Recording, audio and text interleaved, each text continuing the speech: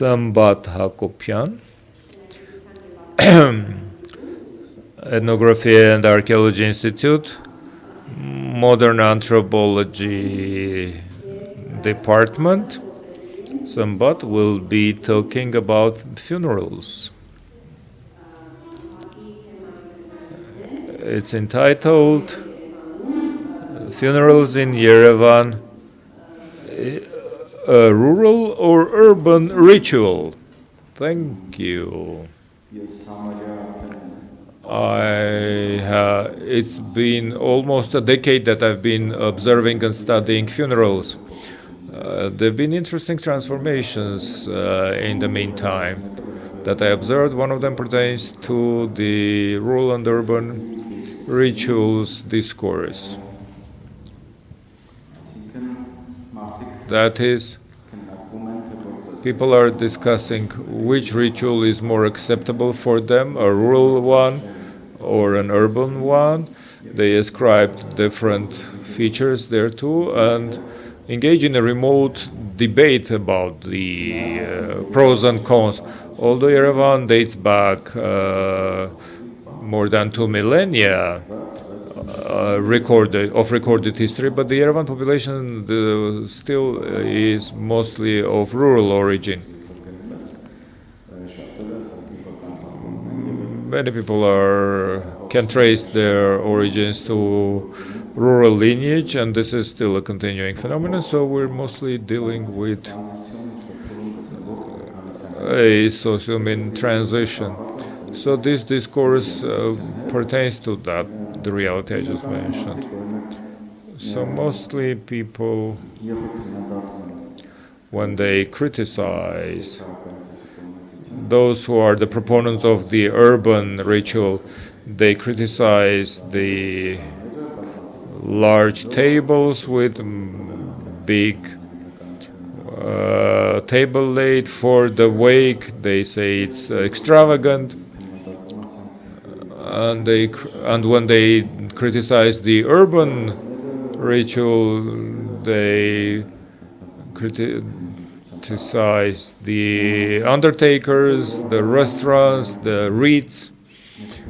If we try to look at literature, the urban-rural dichotomy has been raised since the end of the 19th, early 20th century.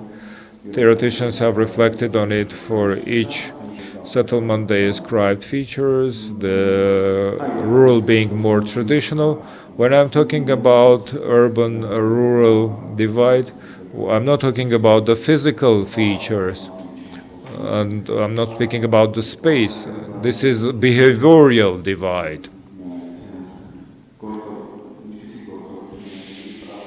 The type of practice that people subscribe to is at stake. The theoreticians maintain that the rural is more traditional, community-based, social interaction, whereas the urban is more liberal, more personalized in social responsibility. Especially Georg Simmel mentioned that in the city there is this apathy or indifference that prevails when people are indifferent to each other, since more often than not through the day you may engage in many interactions with other people and you cannot empathize with all of them or engage in relations, as opposed to the village where the social cohesion is much stronger.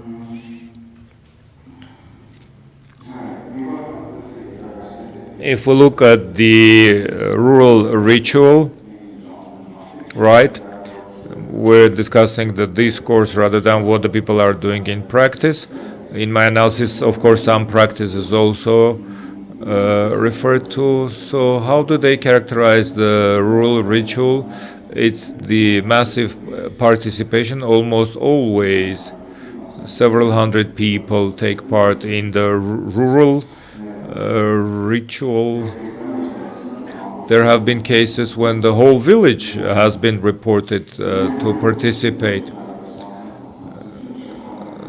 It's a community-oriented and based. People either lend a hand, whatever they can, with skills, means, material contribution, or just financing.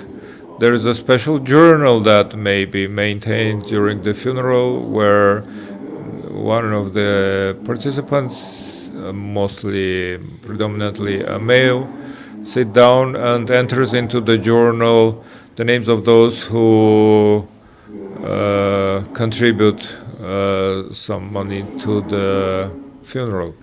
And the journal is handed over to the next of kin, members of the family of the deceased.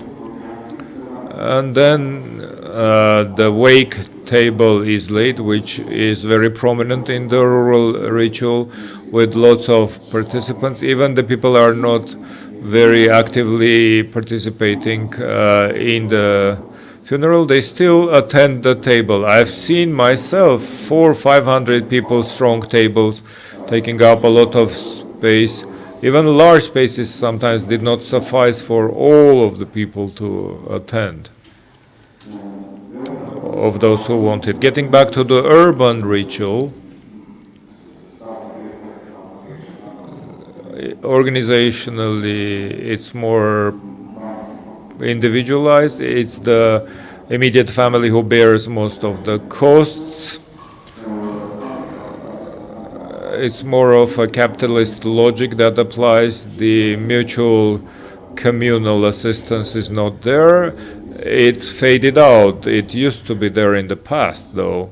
I can recall myself, my teenage years, when I compare the rituals that I attended then with those that I have observed now. I can say that this communal mutual assistance has diminished. It's more of a capitalist approach. It's undertakers that you buy the services of. That's the prevailing logic. If we take the rural funeral, where the main ritual, the emphasis is the wake, in the urban ritual, the most important component is the condolences the day before, and the wreaths come to the forefront. One of my interlocutors metaphorically said that this is the fight between the grill and the wreath, between the rural and the urban. So that's the epitome of the material incarnation of the rituals in both cases.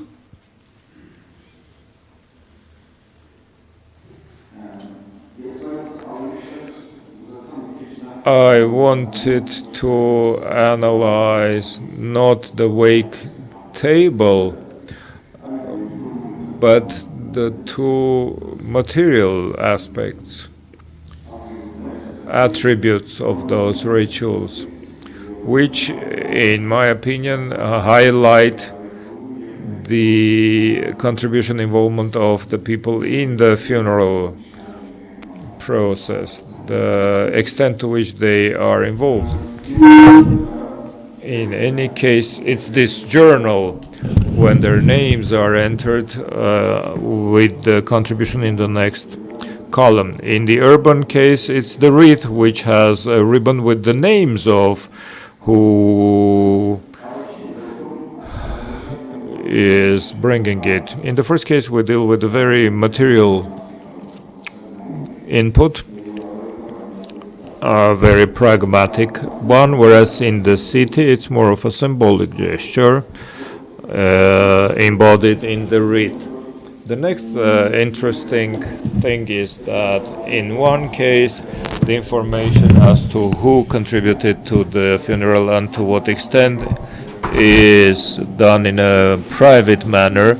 That journal is not disseminated, publicized, it's handed over to the close relatives, and this transfer is done in a very narrow circle. Although it's of a communal nature, but the information is transferred in an intimate way, and every time By doing so, people engage in a common universal exchange. As opposed to that, in the case of an urban funeral, the wreaths are laid down in a publicly visible place, and everyone witnesses the degree of their or the extent of their contribution. There is a black ribbon with the name of the contributor on the wreath.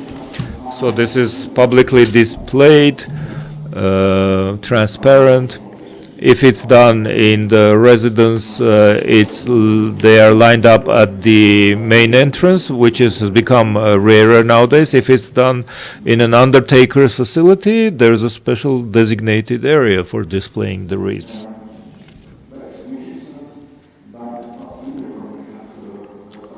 But when we draw this clear line between the rural and urban funeral, it's somewhat of a modernist approach. So those authors who clearly distinguish the rural and urban funerals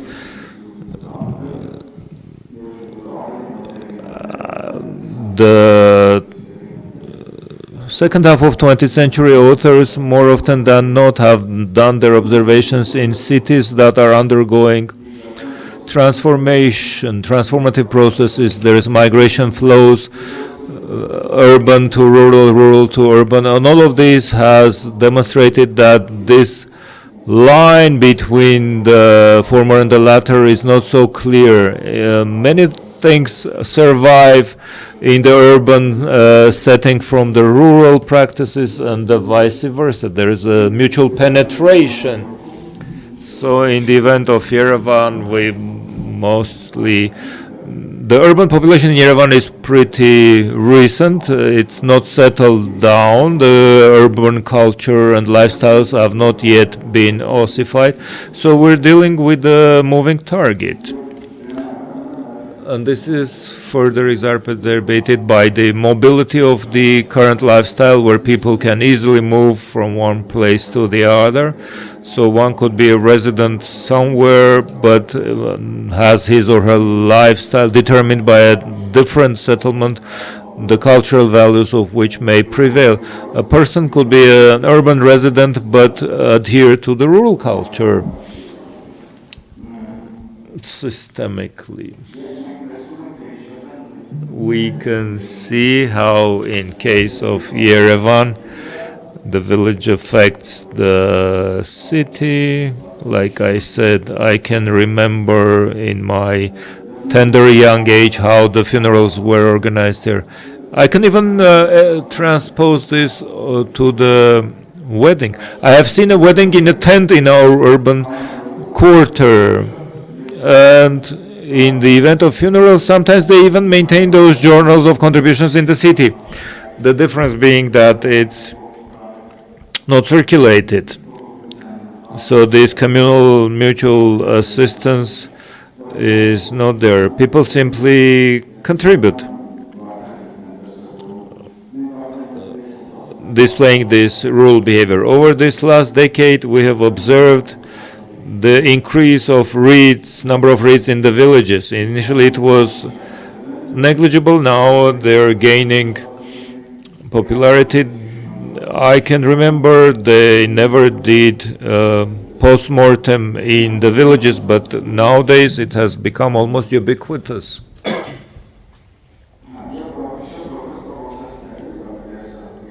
These are all processes, the lines between which are blurred yet. So the mutual penetration is at work here. Getting back to the main premise that I wanted to present in the conclusions, I can't ascribe clear characteristics to either of the rituals. To some extent, these are quite obvious when you do field work and observe.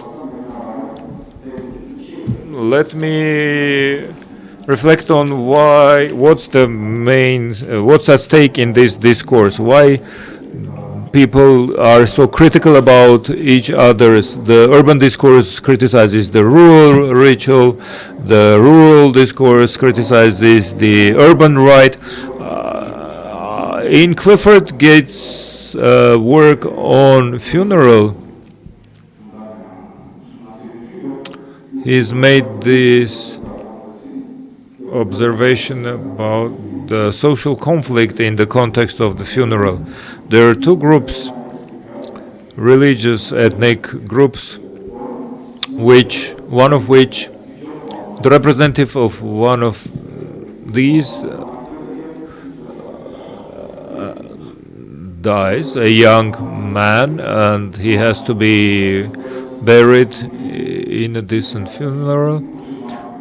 But it has to be a Muslim ritual, a Muslim person to be eligible for this rite, whereas this person was not Muslim. On the other side, there is this political instruction not to perform the Muslim rites. So when the muezzin, the mullah, does not perform the rite, a conflict raises its hand. The tensions arise, people engage in disputes. Having analyzed this, the conclusion is that this transpires because there is this divide, a cultural divide, cognitive and social structural causative relationships. The author considers that these individuals in their cultural level remain villagers, bearers of the rural paradigm, which is why they await a religious leader to turn up and organize the rite. But they're already in a different urban social context, so this mismatch leads to a conflict. I believe the same can apply to the case of Yerevan.